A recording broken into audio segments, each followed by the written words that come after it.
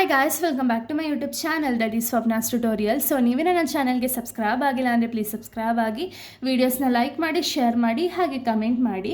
So ಇವತ್ತು ನಾನು ಮಾಡ್ತಿರೋ ಸಬ್ಜೆಕ್ಟ್ ಯಾವುದು ಅಂದರೆ ಸೆಕೆಂಡ್ ಸೆಮ್ BComನ ಎನ್ವಿರಾನ್ಮೆಂಟಲ್ ಸ್ಟಡೀಸ್ ಅಂತ ಹೇಳಿ ಒಂದು ಸಬ್ಜೆಕ್ಟ್ ಇದೆ. ಆ ಸಬ್ಜೆಕ್ಟ್ನ ಎಕ್ಸ್ಪ್ಲೈನ್ ಮಾಡ್ತಿದ್ದೀನಿ. ಅದರಲ್ಲಿ ಚಾಪ್ಟರ್ 2 ಬಂದುಬಿಟ್ಟು ಎಕೋಸಿಸ್ಟಮು.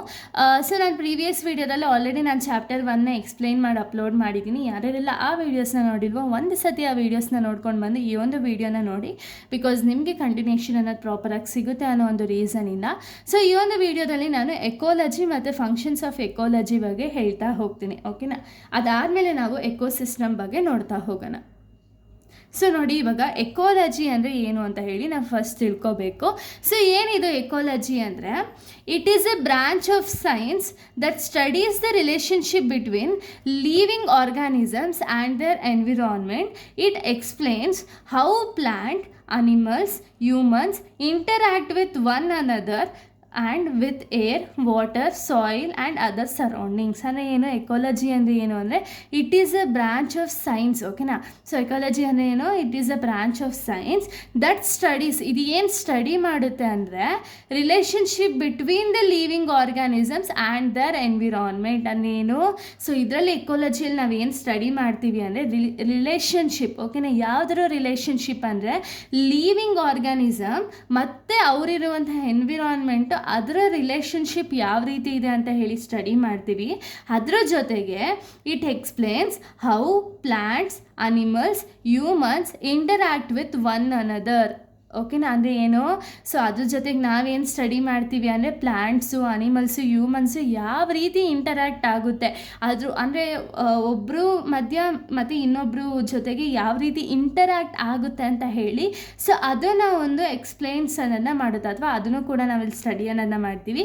And with air, water, soil and other surroundings. So ನೋಡಿ, ಇಲ್ಲೇ ನಿಮ್ಗೆ ಆಲ್ರೆಡಿ ಹೇಳಿದ್ದಾರೆ relationship between living organisms and their environment. ಅಂದರೆ ಏನು, ಲಿವಿಂಗ್ ಆರ್ಗಾನಿಸಮ್ಸ್ ಅಂದರೆ ಏನು, ಪ್ಲ್ಯಾಂಟ್ಸು, ಅನಿಮಲ್ಸ್, ಹ್ಯೂಮನ್ ಬೀಯಿಂಗ್ಸ್ ಅಲ್ವಾ.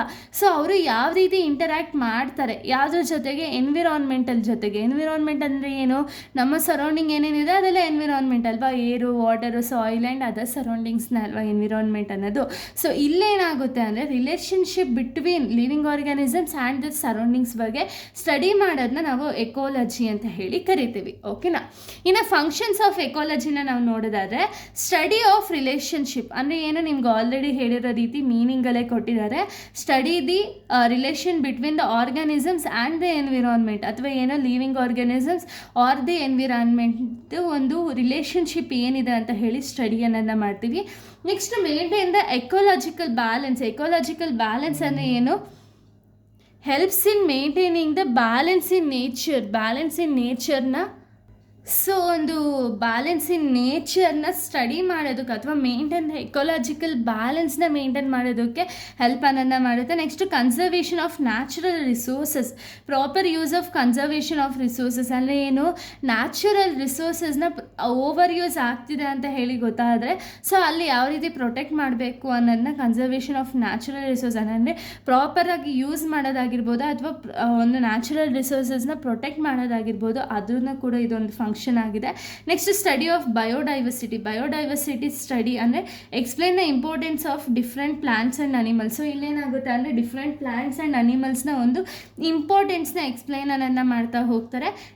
Next control of pollution. Control of pollution ಅಂದರೆ ಏನು, helps in understanding and reducing pollution. So ಇದರಿಂದ ಏನಾಗುತ್ತೆ ಅಂದರೆ ನಾವು ಅರ್ಥ ಮಾಡ್ಕೋಬೋದು ಎಲ್ಲಿ ನಾವು ಎನ್ವಿರಾನ್ಮೆಂಟ್ನ ಹಾಳು ಮಾಡ್ತಿದ್ದೀವಿ ಅಂತ ಹೇಳಿ ಅರ್ಥ ಮಾಡಿಕೊಂಡು, ಹಾಗೆಯೇ ಒಂದು ಪ್ರೊಟೆಕ್ಷನ್ ಮಾಡೋದಕ್ಕೆ, ಒಂದು ಪೊಲ್ಯೂಷನ್ ಜಾಸ್ತಿ ಎಲ್ಲ ಆಗ್ತಿದೆ ಅಂತ ಹೇಳಿ ನೋಡಿ ಅದನ್ನು ಪೊಲ್ಯೂಷನ್ನ ರೆಡ್ಯೂಸ್ ಮಾಡೋದ್ರ ಕಡೆ ಹೆಲ್ಪ್ ಅನ್ನೋದನ್ನ ಮಾಡುತ್ತೆ. ಓಕೆನಾ? ಇದು complete details on ecology and functions of ecology ಆಗಿದೆ. ಇನ್ನು ನೆಕ್ಸ್ಟ್ ವಿಡಿಯೋದಲ್ಲಿ ಇದೇ ಚಾಪ್ಟರ್ನ ನೆಕ್ಸ್ಟ್ ಟಾಪಿಕ್ಸ್ಗಳನ್ನ ಎಕ್ಸ್ಪ್ಲೈನ್ ಮಾಡ್ತಾ ಹೋಗ್ತೀನಿ. So thank you guys, thanks for watching.